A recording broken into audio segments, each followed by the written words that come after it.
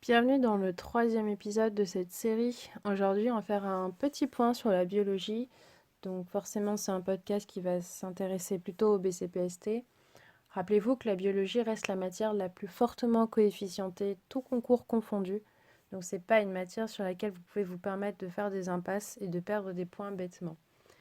On abordera cette vidéo comme on a abordé la vidéo précédente, à savoir qu'on aura une première partie qui traitera des attentes de l'épreuve, puis on aura une seconde partie qui visera à vous donner toutes les informations nécessaires pour bien commencer vos révisions.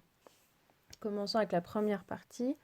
Concernant les attentes, ce qu'il faut comprendre, c'est que l'épreuve de biologie, globalement, c'est deux grands types d'exercices. C'est la synthèse sur un sujet généralement qui est assez vaste, mais attention parce qu'il y a quelques années où il y a eu des sujets qui portaient sur une notion bien précise, et là quand on avait fait une impasse, c'était un peu compliqué. Et puis d'un autre côté, il y a l'analyse de documents qui est mélangée avec la géologie. Pour vous, le point vraiment essentiel, c'est de vous attarder énormément sur la méthodologie.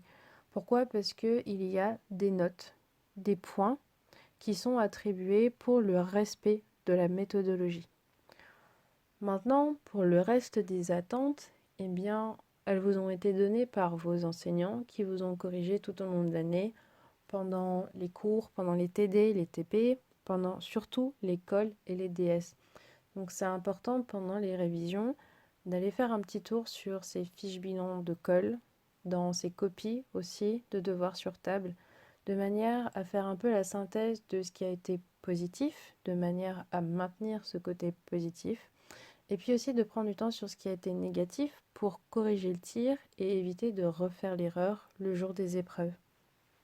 Ensuite, il y a vous-même, le niveau d'exigence que vous vous êtes imposé tout au long de la prépa, en particulier dans l'apprentissage du cours.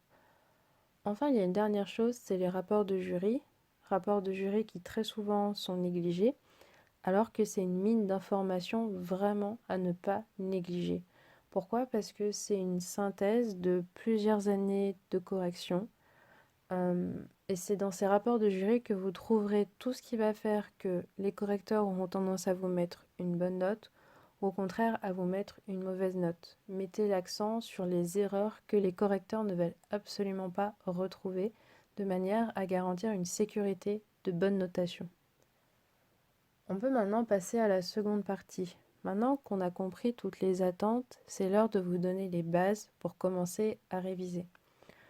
Première des choses à savoir, c'est qu'en biologie, surtout en biologie, il n'y aura pas le temps, pendant les quelques semaines qui sont dédiées aux révisions avant concours, de revoir l'intégralité du programme des 2 ans. Souvent, c'est 3, 4 voire 5 classeurs à réviser, et ça, c'est pas possible. Donc, il faut être stratégique. La première des choses à faire, c'est faire le bilan des chapitres. Faire le bilan des chapitres, qu'est-ce que c'est? C'est définir le degré de maîtrise de chacun. Il y a des chapitres qui sont bien maîtrisés, il y a des chapitres qui sont moyennement maîtrisés, c'est-à-dire que si on vous donne un sujet là-dessus, vous pourriez vous en sortir, mais en révisant un petit peu plus, vous pourriez faire une bonne copie.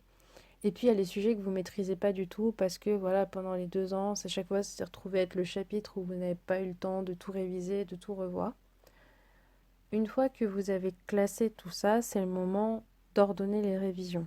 Alors, une erreur très fréquente qui est faite par les étudiants en prépa, c'est au moment de démarrer les révisions, se dire je repars de zéro.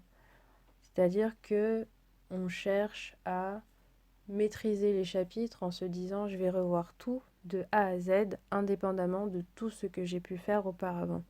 C'est une faute grave parce que c'est un peu la même chose que de dire que les 2 voire 3 ans de travail n'ont servi à rien. Au contraire, l'objectif c'est de cibler ces chapitres un peu limites où il y a pas mal de lacunes pour les réviser en premier. Pourquoi? Parce que c'est dans les premiers temps de révision que vous aurez le plus de concentration, le plus d'énergie, le plus de motivation pour pouvoir prendre le temps de vous casser la tête sur ces chapitres. Comme ça, vous gardez les chapitres sur lesquels vous êtes le plus à l'aise, les chapitres pour lesquels c'est facile et qui vous permettra de retrouver de la motivation quand on sait qu'en fin de révision, cette motivation, elle a tendance à disparaître. Ensuite, il faut réviser intelligemment chacun des supports, en commençant par les cours. Les cours, c'est important de faire un tri de manière à regrouper les chapitres de première et de deuxième année qui vont couvrir un grand thème. Pourquoi? Parce que les sujets au concours, ils tournent autour d'un grand thème.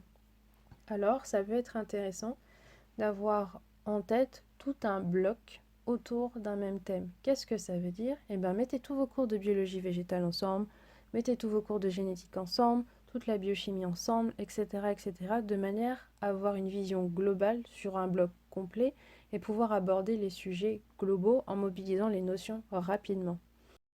Pour chaque chapitre révisé, il faudra mettre l'accent sur 3 points.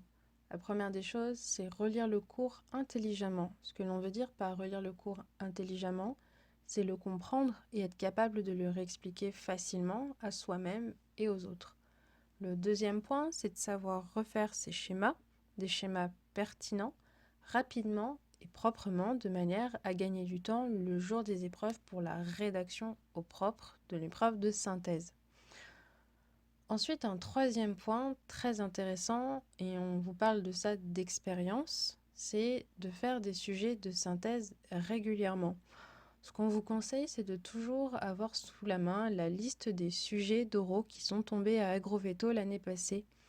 Normalement, en vous promenant sur le site de Mister PrépaX, vous pourrez retrouver cette liste. Le plus intéressant pour vous, c'est de la trier, de mettre tous les sujets qui concernent un même thème ensemble, de toujours pouvoir l'avoir sous la main de manière à réfléchir à des sujets. L'intérêt de tout ça, c'est de vérifier vos connaissances, c'est de vous entraîner à faire de la gymnastique pour mobiliser les notions de différents chapitres, pouvoir les retenir plus facilement, mais c'est surtout pour gagner du temps le jour de l'épreuve. L'intérêt, c'est de traiter au moins 5-6 sujets par chapitre, de manière à réfléchir à plein de problématiques, à des plans, à des notions pertinentes et à des schémas pertinents.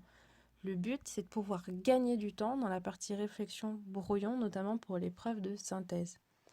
Ensuite, il faut faire des TD. Donc, il faut commencer par refaire les TD que vous avez fait en cours avec les enseignants, mais il ne faut pas hésiter à en faire d'autres. Il y a plusieurs manuels qu'on va vous conseiller, dans lesquels il y a des exercices de synthèse et d'analyse de documents qui sont pertinents et bien corrigés.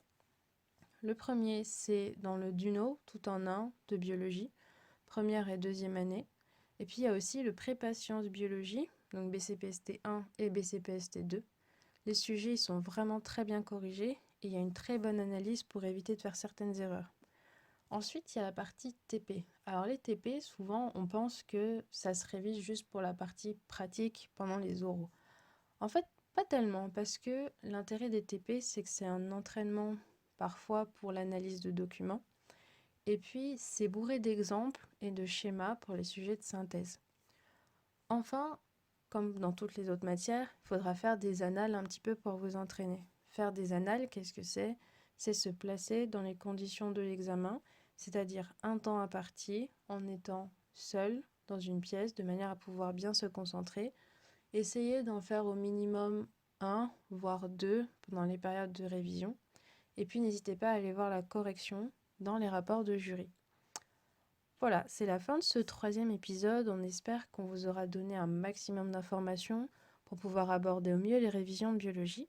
Et puis on vous dit bon courage et à bientôt pour un prochain épisode.